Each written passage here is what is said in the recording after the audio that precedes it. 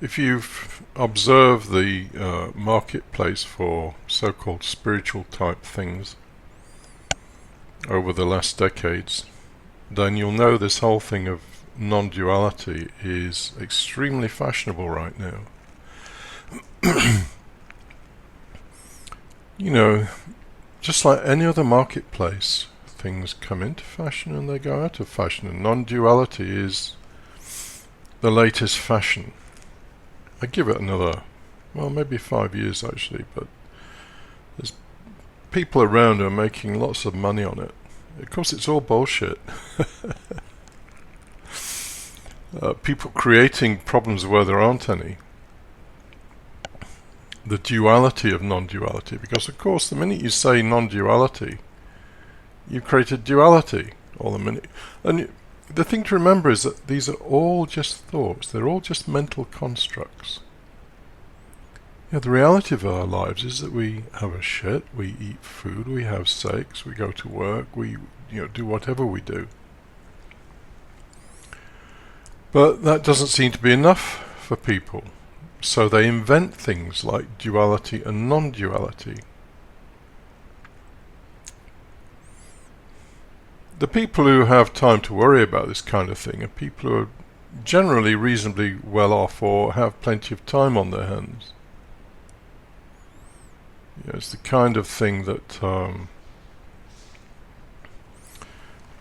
the chattering classes would get involved in, and this is why many of the gurus in this space cater to the middle and professional classes mainly, because these are the people who have the money to squander on trying to understand or realize non-duality.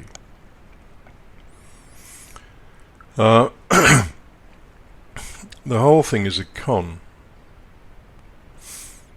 There's nothing wrong with your life as it is. You might think there is, but there isn't. How are you going to improve it exactly? Oh, well, I'm going to get another car. Oh, I'm going to understand non-duality. It's the same thing, trying to purchase some kind of happiness. Going on a course or regularly attending meetings on non-duality. Oh, I'm buying a new car. Oh, I'm buying a new house. Oh, we're going on a vacation to so-and-so. Same kind of thing. Just go buy some fucking happiness in some way.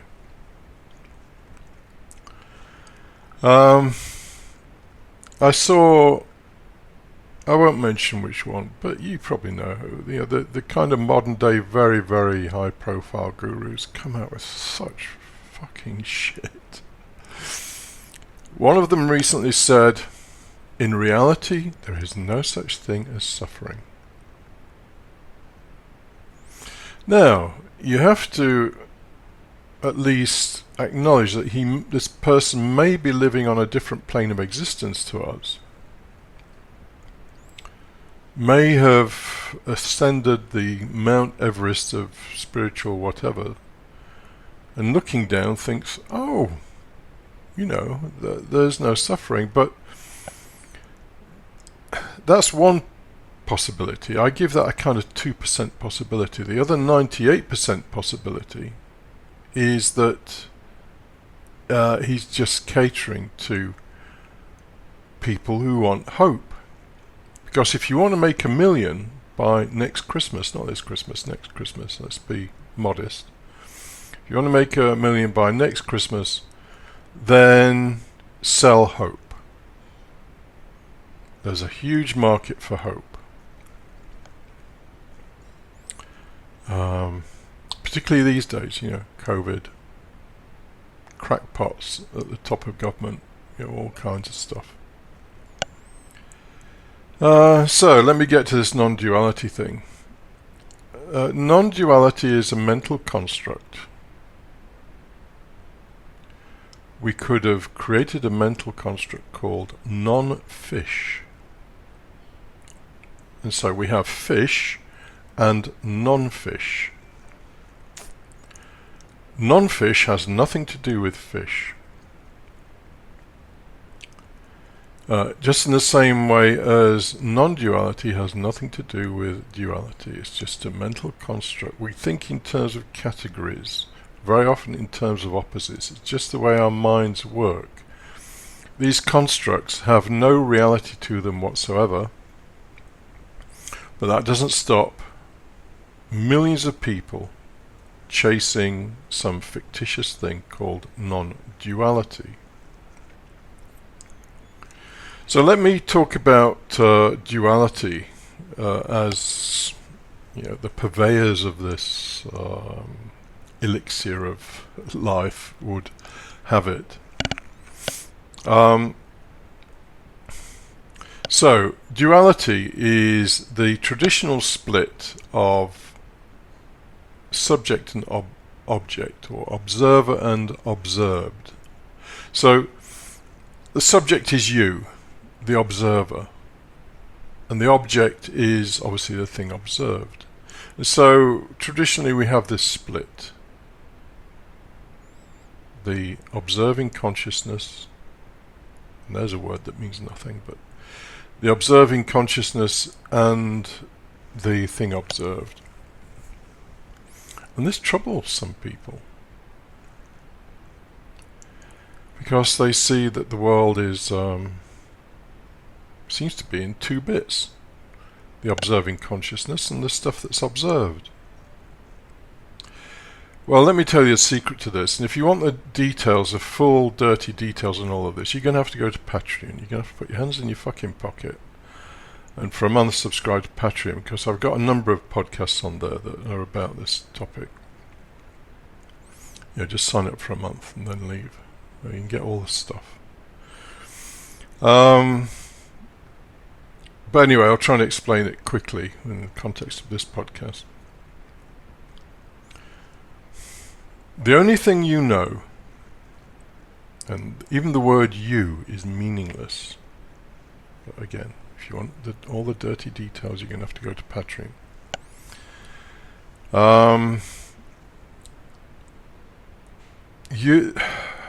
The only thing you know is experience. In fact, the only thing there is in the world is experience. There aren't things experiencing, and there are not things experienced. There is just experience.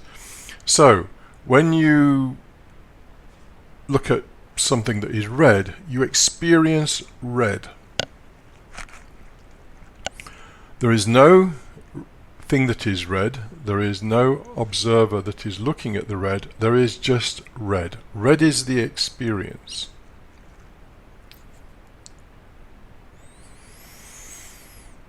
To use Schopenhauer's term, red is the representation. But, So, there you go. Non-duality solved within, 2 minutes to explain it. So, but, of course you have to dig into this yourself to realize that what he's saying here, or what is being said here, isn't just bullshit. It's something that a conclusion you can reach. The subject, you, which by the way doesn't exist, but the subject and the object are just an artificial division, because our mind thinks in terms of opposites. But when you realize that existence is experience, then the subject and the object go away. All there is experience. There is no you experiencing. There are no things experienced. There is just experience. There you go. I've saved you $10,000 going on endless fucking courses to try and realize what non-duality is.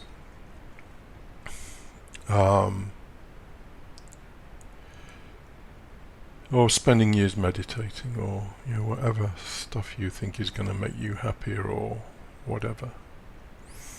Let me tell you a secret. The way you are right now is actually perfect. Even if someone's drilling into your head with a Black & Decker drill, that is the way God planned it, and there's nothing you can do about it. So relax and eat the donuts, you know. But of course our mind's not happy with that. All of this duality, non-duality stuff, this seeking for enlightenment, is basically because we're unhappy, and we believe that enlightenment, or a state of non-duality, is going to be blissful or more pleasant. We wouldn't go chasing after it if we thought it might be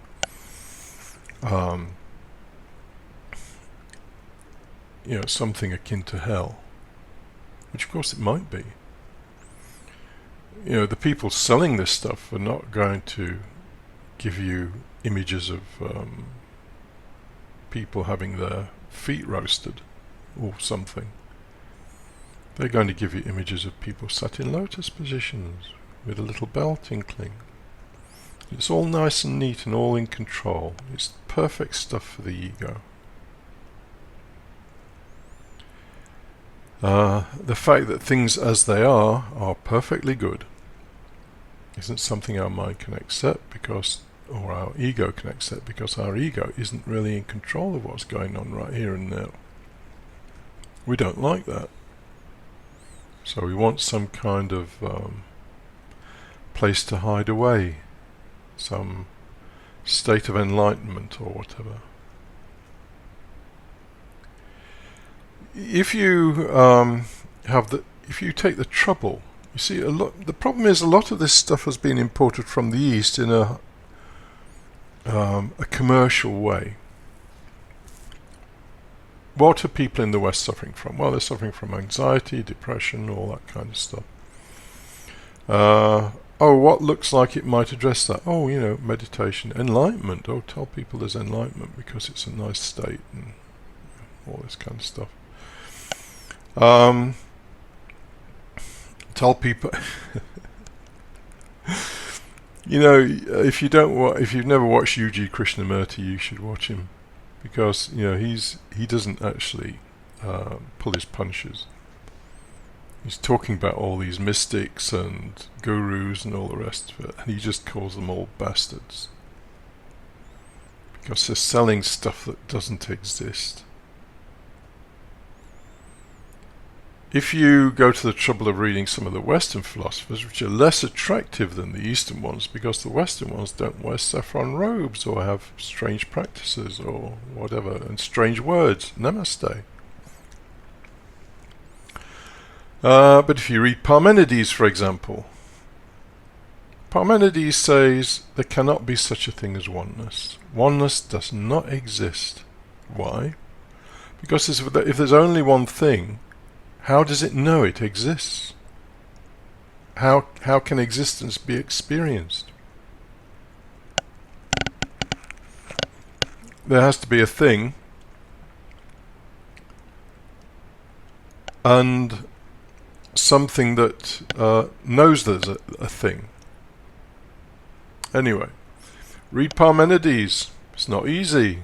It's not some promise of there is no suffering in reality. The problem with statements like that, there is no suffering in reality, is that causes a lot of suffering, because people think there's something wrong with them if they're suffering. There's nothing wrong with suffering. Enjoy it.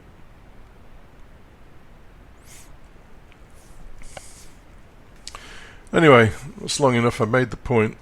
I've solved your non-duality problems. You can now go and eat your donuts, watch a movie, read some Western philosophy. It makes a lot more sense to us Westerners than Eastern philosophy. And we put Eastern philosophy up on a pedestal, Buddhism, but you should know that Buddhism, just like Christianity, was used as a tool of repression for centuries. It isn't all nice and pretty. We're such suckers for anything that's got an Eastern flavour, and people are making millions from it.